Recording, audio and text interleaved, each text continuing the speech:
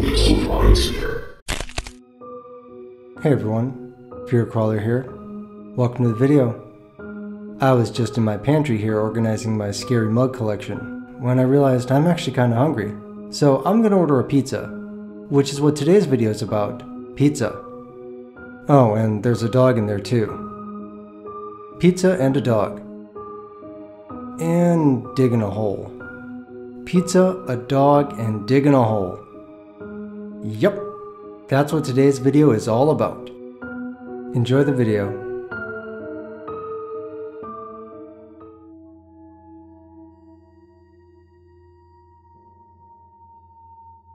Whimper, written by MythologyLovesHorror.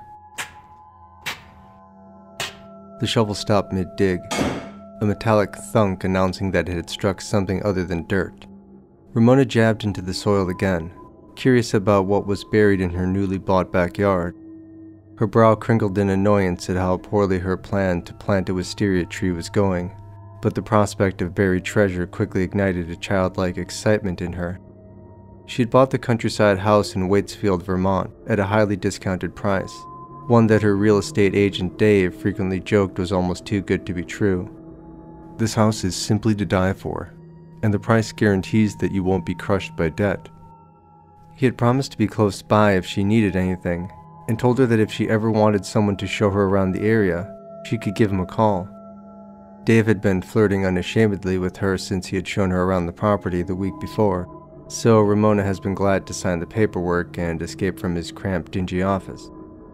While she was there, he hadn't mentioned the previous owners burying a time capsule or anything of the sort, so this was probably a forgotten child's toy or a long-lost metal lunchbox. A few minutes worth of rapid digging passed, and more metal was revealed. 3 hours later, Ramona stood, filthy and panting, in front of a once-buried door that led further down into the depths of her backyard. She had expected a palm-sized object to be unearthed, not something that belongs on the side of a house. The dirt-streaked, iron door was chained closed, with bolts and padlocks festooning it. As she was staring at it, she could swear that she heard something move behind it, and an almost inaudible scraping sound reached her ears. Ramona shook her head, easily convincing herself that she was just exhausted, and that it must be dirt sliding around on the other side of the door from her disturbing the soil. The amount of rust on the chains showed that it had been closed for a long time, and when she tugged at one of the padlocks, it stayed firmly in place. She would ask Dave about it in the morning. At that moment, her growling stomach loudly demanded attention, so she figured that the mystery of the door could hold off until tomorrow. A phone call and a hot shower later found Ramona on the couch, a box of delivery pizza in hand. More about gel coat. She clicked around Netflix, finally ending up in the horror section. "What should we watch, Frankie boy?" Her black lab Frank wagged his tail at her, clearly only interested in getting pizza. She tossed him one, laughing as her greedy mutt expertly caught the slice by the crust. He wolfed it down, barking happily in thanks. Ramona flicked past Let Me In, King Kong, Nightmare on Elm Street, and Friday the 13th, before settling on The Mummy. She hadn't seen the newest one yet, and the way the strange door in her backyard reminded her of a tomb had her in the mood for something scary. Ramona and Frank finished the movie, and as she headed to bed, she found herself feeling a little nervous at her first night alone in the Vermont countryside. She had grown up in Philadelphia, so being able to see trees outside of her window was a novelty. The house was also full of odd creaks, which Dave had assured her was just the house settling. The wind was knocking a few of the old-fashioned shutters against the side of the house, so she made sure to latch them in place before going to bed. There was no use in scaring herself silly over a window. Around 4 a.m., a deep growl woke her, and she took a moment to process what was happening. Frank was out of the bed, something her lazy mutt hated doing at night, and he was staring at the far window. Ramona could tell that it was the one overlooking the backyard, and the sight of her normally placid dog's raised hackles was a bit disturbing. "Frank, come." When he ignored her, Ramona got out of bed, her slipperless feet wincing away from the cold hardwood floor. She grit her teeth and made her way to the dog, gently tugging at his collar to get his attention, In the moonlight, she saw his eyes shift over to her, but he wouldn't budge. He was clearly guarding the bed and wasn't about to leave his post. "Damn it, Frankie. Get in the bed." No response. Not even a tail wag. Ramona let go of his collar, making her way gingerly over to the window closest to her bed. She was sure that all he was freaking out about was something new to him, like a deer or maybe a coyote. Just to be safe, she pressed her hand to the glass and peered around the yard, her eyes straining to make anything out in the darkness of the cloudy country night. She checked the first 2 windows, each with the same result. There was nothing moving out there, not even so much as a leaf blowing across the grass outside. She let out a frustrated sigh, her annoyance level spiking with each window that proved that there wasn't anything her dog should be upset over. By then her feet were freezing, and getting in bed was more tempting than checking the last of the 4 windows. The moment she turned to go back to bed was when the harsh ringing sound of heavy chains heaping together caused her to jump and shriek. Ramona ran to the final window, her eyes growing wide at the sight of the now open doorway. This was when Frank decided to run out of the room howling, his paws skidding on the wooden floor as he pelted down the stairs and out the doggy door. Ramona ran after him, barely stopping long enough to grab a flashlight out of a kitchen drawer. She threw open her front door, darting into the yard after her best friend. Her shrill pleas for Frank to come back went unheeded, and just as she rounded the corner of the house closest to the buried door, she saw something move in it, then disappear. She skidded to a halt at the maw of the door, her hands shaking so badly that the flashlight beam was bouncing. Ramona could hear Frank moving further and further away, and in a moment the sound was smothered by the musty air wafting out of the doorway. All she wanted to do was call the police, but she didn't want to get in trouble for wasting their time. Plus, with how far out in the country she lived, Frank could have gotten hurt by the time they would make it there. She would just have to rescue him herself. As she stood there debating, her knees trembling in terror, she heard her dog's quiet whimper. "Frank!" Her cry was swallowed by the darkness, and all that followed was silence. That was the first time she noticed the deep furrows on the inner side of the door. There were large, thick gouges in the iron, something which no animal could have done. They were long and unbroken, crossing from the upper right corner to the bottom left side as though angrily swiped onto the door. Ramona was shaken out of her observance by another whimper, this one sounding even more shrill and panicked. That was it. She knew she couldn't just stand there while Frank was in trouble, so she repressed her fear of the unknown and passed through the doorway. The first step was hardly illuminated by the flashlight, and staring ahead was like looking down a bottomless well.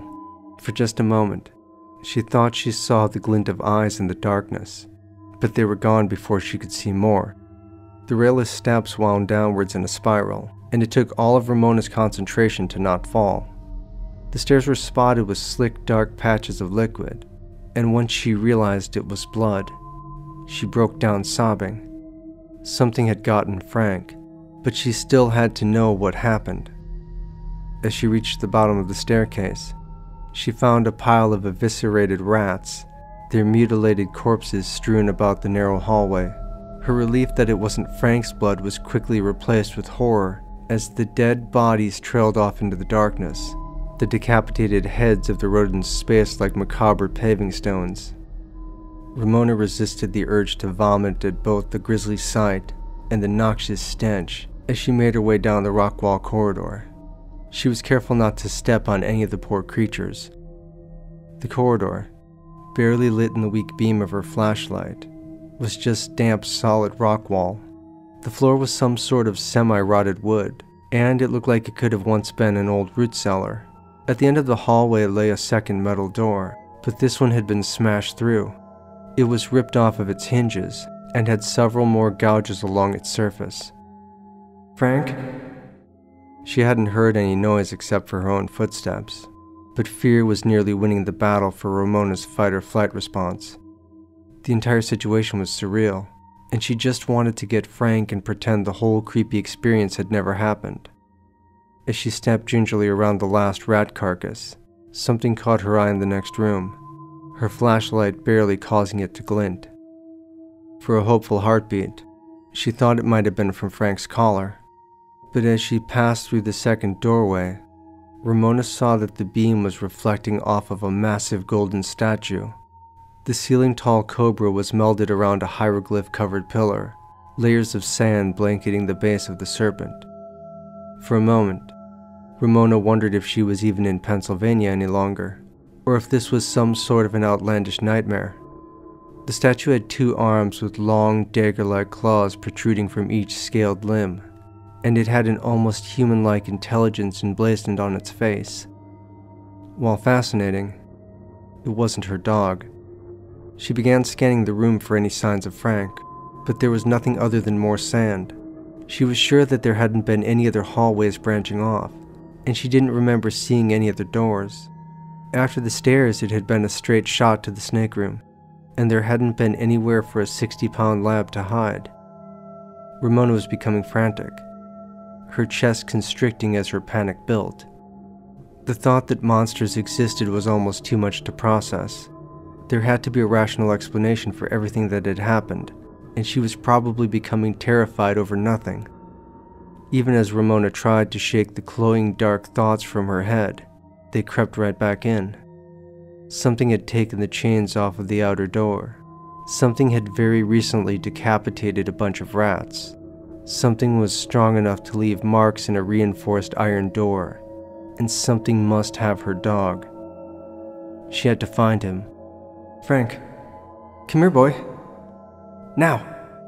Where's my good boy? Frank? Silence was all that answered her call. Tears began rolling down her cheeks and Ramona held back a sob. The sound of slow applause made her scream. Her flashlight beam illuminating Dave's face when she whirled around. Her real estate agent lounged casually against the doorway, a smirk plastered on his face. Well, congratulations, Miss Scabbery. You've made it further than any of the others. My demon must really like you if you didn't immediately end up like the rats, since he has a tendency to play with his food before eating it. He? Oh yes, let me introduce you to my pet. His name is Naja, and he's about 1,000 years old, hence his horrendously outdated taste in decor. Why do you have a demon? How do you have a demon? This is crazy. Ramona stopped mid-sentence as the sand at the base of the effigy began to undulate, the ripples spreading outwards until the statue's tail was slithering across the ground. The beast began unwinding itself from the pillar, and where Ramona expected a metallic grating noise, there was only the soft shifting of the sand. She turned her attention to Dave, tensing her body to sprint past him. Just as she was about to dart forward, the creature's tail lashed out, knocking her off of her feet. Before Ramona could catch her breath, she was slammed down, 8 massive golden claws caging her torso to the ground. She screamed again, a long wailing sound that echoed around the chamber. Tears were streaming freely now, making trails in the sand and dust that had settled across her cheeks. Oh, don't look so sad, Ramona. Your life finally has some actual meaning now, and your pathetic little existence will help fuel a new era in world history.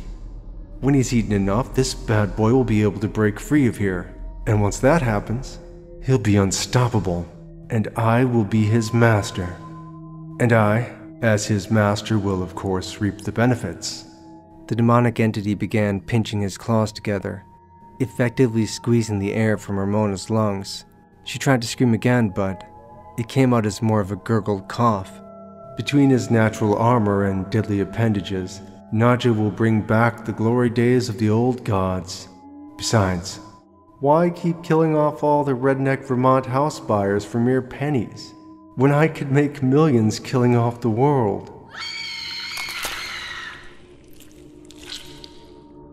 Frank was crouched under the porch in the backyard, his tail tucked between his legs. He had tried to warn his human that the suit man was outside in the dark, but she had ignored him and told him to get in the bed. He had led her downstairs to show her, but for some reason she had run right past him and gone down the bad-smelling stairs that were in the grass. His whimpers hadn't seemed to reach her, and each time she had called to him, He had wanted to go to her, but his fear was too great. Couldn't she hear the bad thing moving in the dark? Why hadn't his friend come back yet? His soft cries continued long into the night, as his heart filled with sadness, and he just wanted his human back.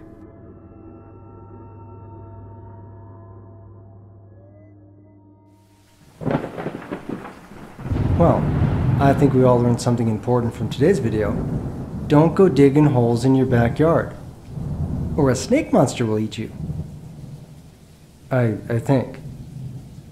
Or maybe it was about pizza. I don't know. I can't keep track of these things. Oh, sounds like my pizza's here. I'm gonna go to the door and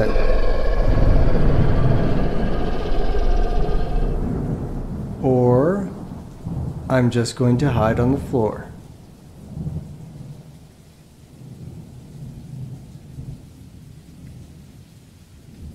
Don't tell anyone I'm down here, okay?